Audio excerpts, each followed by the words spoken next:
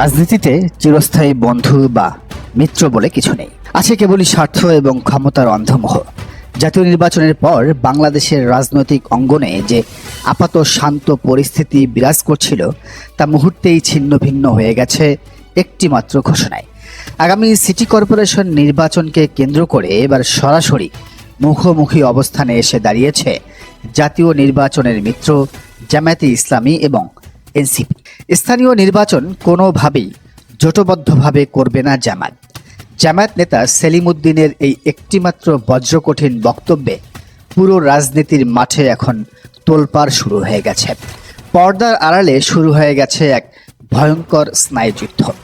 আসন্ন city corporation নির্বাচনকে কেন্দ্র করে দেশের 5টি মেগাসিটি রংপুর, খুলনা, রাজশাহী এবং ঢাকা উত্তর ও দক্ষিণের দিকে শকুনের দৃষ্টি পড়েছে রাজনৈতিক দলগুলোর। এই 5টি সিটি কর্পোরেশনকে জামায়াতে ইসলামী নিজেদের দুর্ভেদ্য ঘাঁটি হিসেবে বিবেচনা করে এবং এখানে তারা নিজেদের একক প্রার্থী দিতে বদ্ধপরিকর। কিন্তু এখানেই বাদ সেধেছে জাতীয় নির্বাচনে তাদের কাঁধে ভর করে ক্ষমতার স্বাদ পাওয়া এনসিপি অত্যন্ত সুকৌশলে জামায়াতের সাথে লিয়াজো করে এই 5টি সিটির মধ্যে অন্তত 2টিতে নিজেদের মেয়র প্রার্থী দেওয়ার জন্য চাপ প্রয়োগ করছে। কিন্তু জামায়াত এবার এক চুলো ছাড় দিতে নারাজ। তারা অত্যন্ত স্পষ্ট ভাষায় জানিয়ে দিয়েছে জাতীয় নির্বাচনে বৃহত্তর স্বার্থে জোট হতেই পারে, কিন্তু স্থানীয় সরকার নির্বাচনে এনসিপির সাথে কোনো ধরনের জোট হবে না। জামায়াতের এই কঠোর অবস্থানকে রাজনীতি বিশ্লেষকরা শুভ বুদ্ধির উদয় হিসেবে আখ্যায়িত করছেন। বিশ্লেষকদের মতে আজকের এই সংঘাতের বীজ বোনা হয়েছিল জাতীয় নির্বাচনের পরপরই। জাতীয় স্বার্থে এবং তরুণ প্রজন্মের প্রতি ইনসাফের মূল্যায়ন হিসাবে জামায়াতে ইসলামী জাতীয় নির্বাচনে এনসিপিকে একে একে 30টি সিট ছেড়ে দিয়েছিল। জামায়াত তাদের সংসদে নিয়ে আসার জন্য নিজেদের সর্বোচ্চ স্যাক্রিফাইস করেছে, কিন্তু এই স্যাক্রিফাইসের প্রতিদান এনসিপি কিভাবে দিয়েছে? রাজনৈতিক শিষ্টাচারের চরম লঙ্ঘন করে জামায়াত তাদের পাওনা একটি সংরক্ষিত নারী আসনও এনসিপিকে উপহার দিয়েছিল। কিন্তু এনসিপি সেই আসনে অত্যন্ত সুকৌশলে এমন একজনকে বসিয়েছে যিনি কঠোর জামায়াত বিরোধী হিসেবে পরিচিত নেত্রী নুসরাত তাবাসসুম।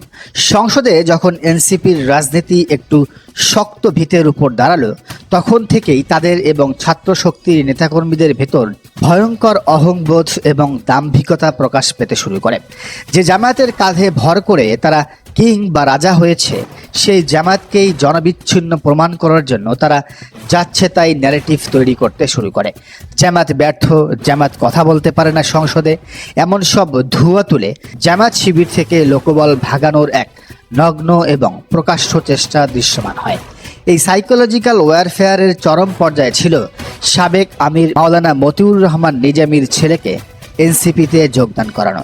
এর মাধ্যমে তারা দেশবাসীকে এই মেসেজ দিতে চেয়েছিল যে জামায়াতের ঘর ভাঙতে শুরু করেছে। সিটি নির্বাচন ঘনিয়ে আসার সাথে সাথে এনসিপির এই দাম্ভিকতা আরও বেড়ে যায়। তারা জোটের কোনো নিয়ম নীতির তোয়াক্কা না করে জোটকে এক প্রকার উপেক্ষা করেই অনেক আগেই নিজেদের প্রার্থীর নাম ঘোষণা করে দেয়। তারা ভেবেছিল এই ফাঁপা বলি এবং খালি কলসির আওয়াজ শুনিয়ে তারা জোটকে ব্ল্যাকমেইল করবে এবং প্রভাবিত করে কয়েকটি সিটি কর্পোরেশন নিজেদের পকেটে পুরে নেবে।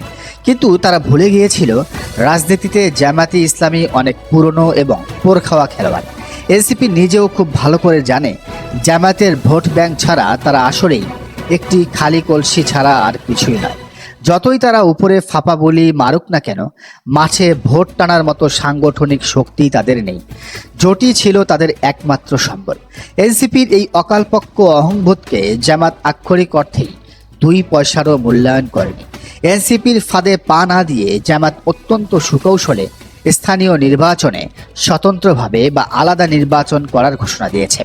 এমনকি এনসিপিকে চমকে দিয়ে তারা কয়েকটি সিটিতে নিজেদের হেভিওয়েট প্রার্থীও ঘোষণা করেছে, যেমন ঢাকা দক্ষিণে সাদিক কায়েম। বিশ্লেষকরা বলছেন জামায়াত এখানে একটি দুর্দান্ত পলিটিক্যাল গেম খেলেছে।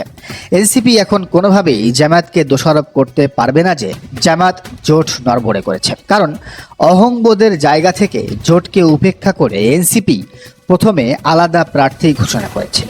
তাই জামায়াতের এই পাল্টা ঘোষণাকে কাউন্টার করার মতো কোনো ন্যারেটিভ এখন এনসিপির হাতে নেই। তবে বিশ্লেষকদের সতর্ক বার্তা হলো জামায়াতকে তাদের এই ঘোষণায় যে কোনো মূল্যে অটল থাকতে হবে। আলাদা নির্বাচনের সিদ্ধান্ত থেকে কোনোভাবেই সরে আসা যাবে না, কারণ এনসিপি কখনোই একা নির্বাচন করবে না। একা নির্বাচন করতে গেলে তাদের আসল সাংগঠনিক দৈন্যদশা মানুষের সামনে উন্মোচিত হবে এবং তাদের মান সম্মান ধুলে মিশে যাবে। এটা তারা খুব ভালো করে জানে। তাই নিশ্চিতভাবে তারা খুব শীঘ্রই জামায়াতের কাছে জোটের হাবিজাবি বুঝিয়ে ইমোশনাল ব্ল্যাকমেইল করে জামায়াতকে আলাদা নির্বাচন থেকে বিরত রাখার আপ্রাণ চেষ্টা করবে। এনসিপি যদি জোটের দোহাই দিয়ে খুব বেশি চাপাচাপিও করে, তবে বড়জোর তাদের কয়েকটি কাউন্সিলর পদ ছেড়ে দেয়া যেতে পারে, কিন্তু কোনোভাবেই কোনো সিটিতে মেয়র পদ ছাড় দেওয়া জামায়াতের জন্য আত্মঘাতী হবে। এই পুরো রাজনৈতিক নাটকের সবচেয়ে ভয়ঙ্কর এবং থ্রিলারধর্মী দিকটি উন্মোচন করেছেন প্রখ্যাত রাজনীতি বিশ্লেষক মোতাহার হোসেন। তার বিশ্লেষণ অনুযায়ী এনসিপি মূলত কোনো স্বাধীন রাজনৈতিক দল নয়, তারা হলো জামায়াতের ভেতরে ঢুকিয়ে দেওয়া বিএনপির একটি ট্রোজান হর্স। মোতাহার হোসেনের মতে বিএনপি অত্যন্ত সুকৌশলে এনসিপিকে একটি ফাঁদ হিসেবে জামায়াত জোটে পাঠিয়েছিল, যাতে জামায়াত জোটের ইসলামিক আবহ বা আইডেন্টিটি নষ্ট হয়ে যায় এবং চরমোনাই পীরের দলের সাথে জামায়াতের একটি স্থায়ী সংঘাত তৈরি হয়।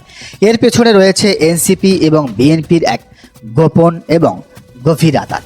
যদি এই আঁতাত নাই থাকতো, তবে বর্তমান প্রধানমন্ত্রী তারেক রহমান ক্ষমতা গ্রহণের পরপরই কেন এনসিপির শীর্ষ নেতাদের নামে থাকা সমস্ত দুর্নীতির অভিযোগ জাদুর মতো গায়েব হয়ে গেল? তারেক রহমান ক্ষমতা গ্রহণের মাত্র 15 দিনের মাথায় এনসিপি নেতা আসিফ মাহমুদের এপিএস এর নামে থাকা দুর্নীতির পাহাড় সম অভিযোগগুলো রাতারাতি খারিজ হয়ে যায়। এটা কি নিছক কোনো কাকতালীয় ঘটনা? মোটেও না, এটাই হলো বিএনপির সাথে এনসিপির আঁতাত। মোতাহার হোসেন আরও এক ভয়ঙ্কর তথ্য সামনে এনেছেন। তিনি জানান, এনসিপি মূলত বিএনপির ছক অনুযায়ী কাজ করে এই জাতীয় নির্বাচনকে বৈধতা দিয়েছে। যখন 12ই ফেব্রুয়ারি রাতে নির্বাচন নিয়ে চরম উত্তেজনা, যখন জামায়াতে ইসলামী এবং মাওলানা মামুনুল হক রাজপথে দুর্বার গণ আন্দোলনের চূড়ান্ত প্রস্তুতি নিচ্ছিলেন, ঠিক তখনই এনসিপির নেতা নাহিদ ইসলাম হঠাৎ করে ঘোষণা দেন যে এনসিপি সংসদে যাবে এবং শপথ নেবে। এনসিপির এই আকস্মিক বেইমানির কারণেই মূলত জামায়াত জোটের সেই আন্দোলন অঙ্কুরেই বিনষ্ট হয় এবং তারা পিছিয়ে আসতে বাধ্য হয়। এনসিপি এবং বিএনপির এই গোপন প্রেম অনেক আগে থেকেই দৃশ্যমান ছিল। এই